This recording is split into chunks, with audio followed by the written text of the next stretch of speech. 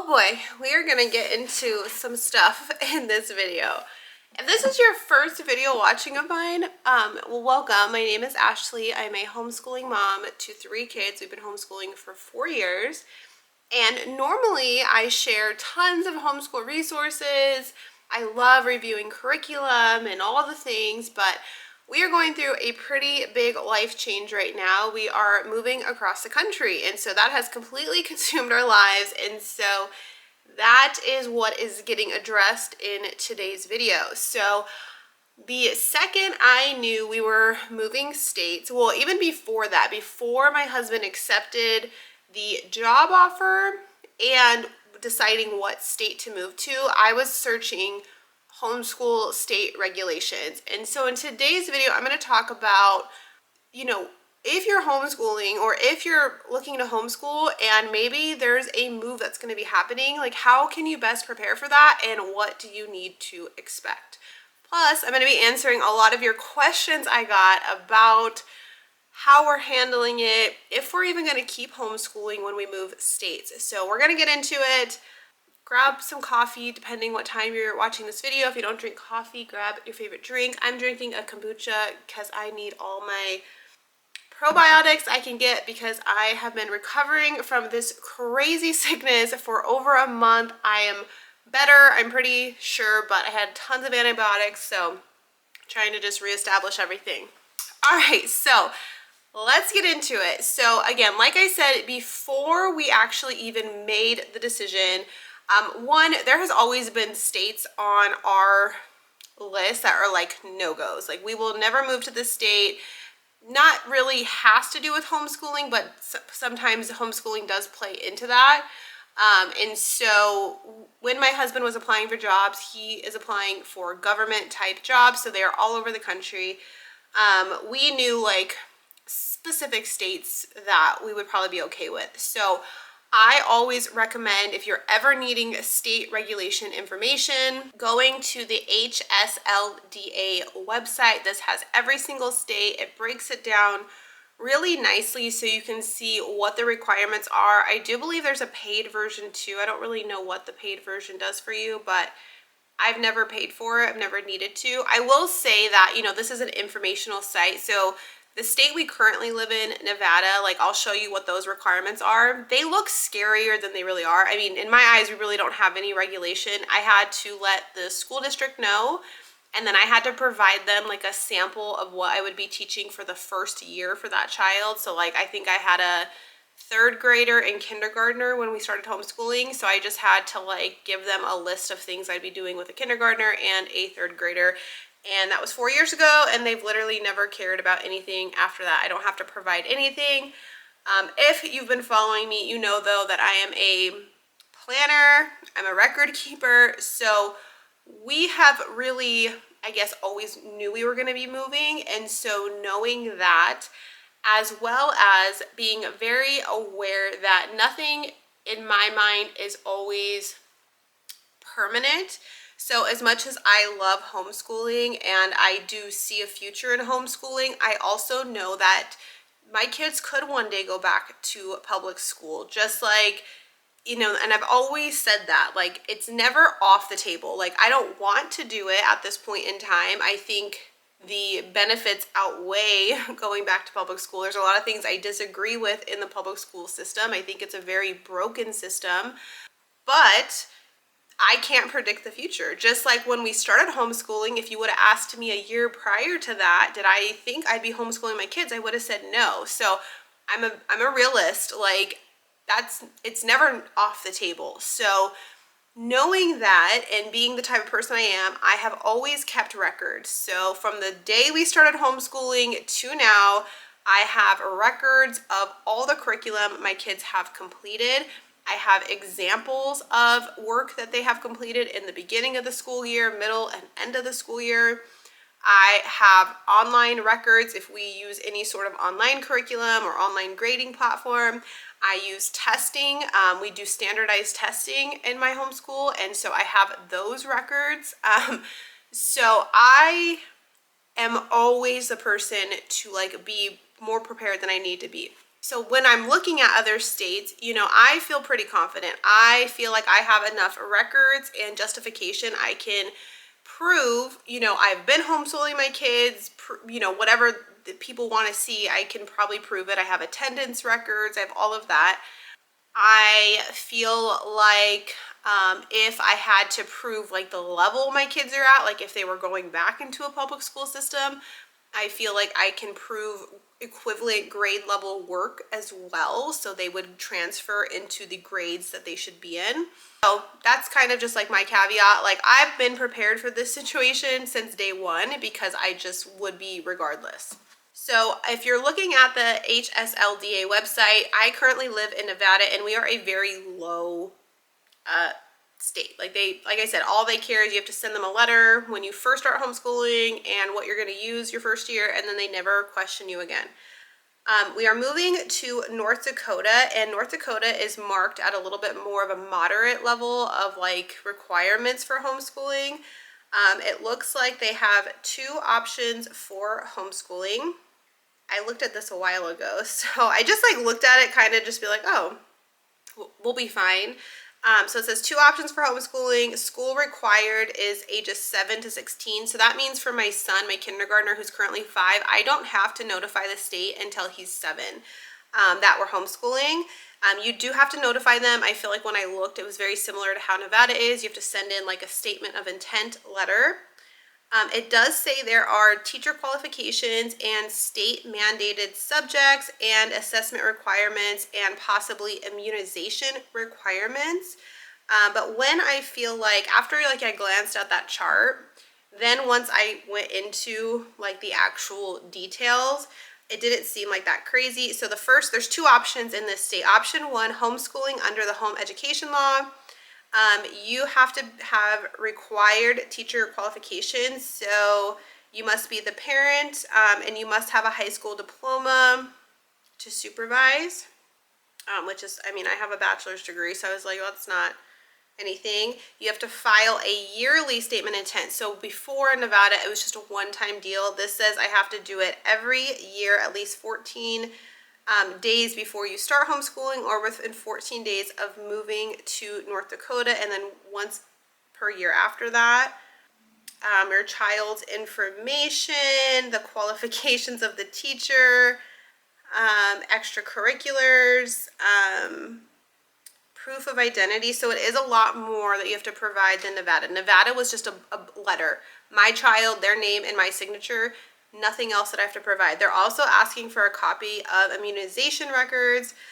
So we'll talk about that in a minute too. Your child must receive at least 4 hours of instruction per day for a minimum of 175 days per year. You must teach the required subjects, and they list all those out. You must keep school records and have your child tested, if applicable, in grades 4, 6, 8, and 10. Your child must take a standard achievement test, blah, blah, blah, blah.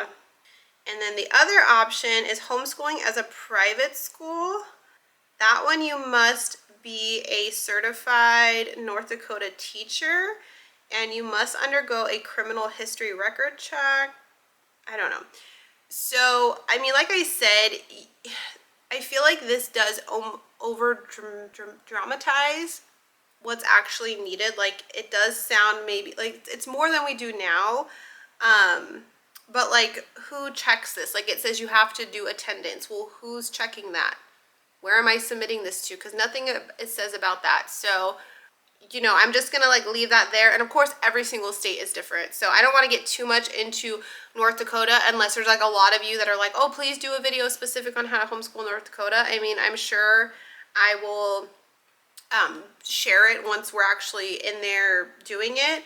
And then there's like a bunch of like little videos and stuff. So I feel fine because, again, we're already keeping records. I already test my kids, all of those things. But if you're curious, if you're thinking about a specific state, I would definitely go on the website and just compare like what is the difference to it. As far as the immunization records, I know a lot of people homeschool because they do not vaccinate their children. There are ways around that. So you, first of all, it depends on what state, what vaccinations are required for school entry, and then you can most of the time get an exemption for that. So like in the state of North Dakota, there are vaccines that aren't required for entry of public school, and so it doesn't really matter. So, you know, just take that. You need to like probably dig a little bit deeper. Again, it like has like these blanket statements, but it doesn't seem to explain a lot of that stuff. So you kind of have to do your own research depending on like what's important to your family, what are like the hard stops and stuff. If you're already a teacher, I know a ton of homeschooling parents that are prior teachers. It looks like you have a little bit easier option in North Dakota. You know, depending if that seems like an easier route, I have the education level. I could get a teaching license if I wanted one. So if it seems like that's an easier route, I could obviously always do that. So anyways, so we got the legal stuff down. It doesn't seem as crazy. There's states that are way more regulated with homeschooling. So cool, we're fine. Now, my next thing is like, this is a big change for my kids. My kids have been homeschooling now for 4 years. They have a very, very active social life. There is no socialization issues going on in my house. I actually make the joke that I think they're too socialized, like they're not home doing school enough. It's just how it is. So when we decided to homeschool, my mother-in-law actually decided to retire to help me out because I do work full-time. So I do have another level dynamic than a normal homeschooling parent. So I work full-time. I work 40 hours a week, Monday through Friday. I do work from home, but I'm working. So a lot of homeschool events, co-ops are during the week because, you know, a lot of homeschool parents or homeschool moms don't work. And I'm not trying to be like stereotypical, but it's true. They just don't work. They are home with their kids, and so they are available during normal work hours or normal school hours, and they tend to do activities. And I think, you know, one reason it's because it's less busy, right? Because all the other kids are in school. But it's very unfortunate for those of us that do work. We miss out on a lot of that. So I was blessed enough to have an amazing mother-in-law who was like, look, I can do this. And so she's been taking my kids to all the activities during the week, their co-op classes, all of the things, being active in the co-op, because that's another thing. Most co-ops are parent-ran. So even if I could leave for an hour and drop my kids off, that's not how co-ops work. The parents are required to be there and participate. It's not like a school setting.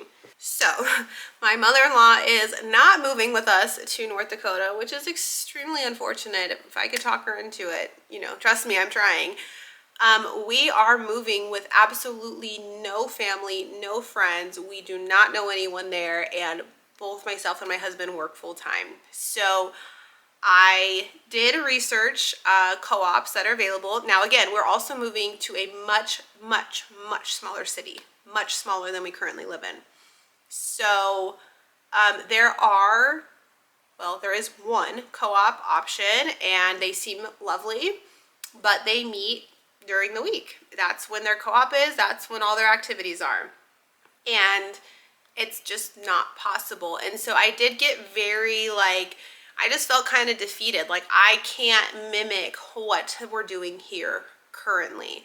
And so with that feeling and knowing my kids, you know, I'm talking about my kids, they love their friends. They love doing activities. They're also really great at homeschooling, you know, so the days that they're home and doing school, they're fine being home all day. But then the days they're out with their friends and doing all these activities, they're really great those days too. And so there is that feeling of I can't give them that. And I know, you know, because I've posted about it, and it's like, you know, everyone's situation is different. And trust me, I've looked. I have found, you know, I've reached out to homeschooling parents out there, and, you know, yeah, there's meetups sometimes on the weekends or after work hours. And yeah, we're definitely going to make an effort to be at those things, but it's not going to mimic what we have here. And so initially just feeling very defeated about that and wanting my kids to have the best. That's always my intention is, am I doing the best for my kids? Am I doing the right thing? You know, their lives are changing too. This is not just my life, my husband's life, it's my kids' life too. And you know, they are at especially my oldest daughter, at ages where they are making really great friends and in a very peer, you know, social type environment. They enjoy being with their friends. They've found great groups of friends. And so I would hate for that part of their life to just go away just because we're moving. So with that is where it becomes, and I think, you know, I was kind of sharing that on my Instagram. If you don't follow me on Instagram, I do tend, I'm not on there all the time. I really do dislike Instagram, but it is a way for me to kind of talk to you guys like when real things are happening. That's like in real time and in real life. And so I do know I was like kind of asking around, and a lot of you started asking me like, do you think you're going to quit homeschooling? And it definitely has been a thought that is on my mind.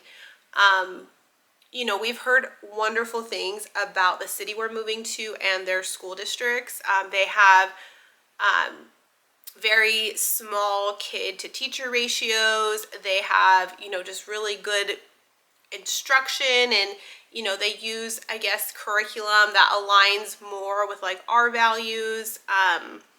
But you know, you don't know, like we don't live there, we don't know, we're just like listening. And so it has been weighing on me and my husband.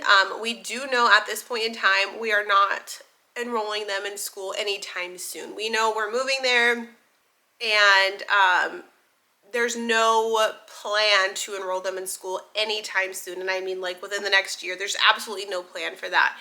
We are renting a house out there. We don't really know any of the areas, and so even if we wanted to put them into school, it wouldn't make sense because we would just end up probably moving again. And so why would they go into a school setting when they're just going to move again?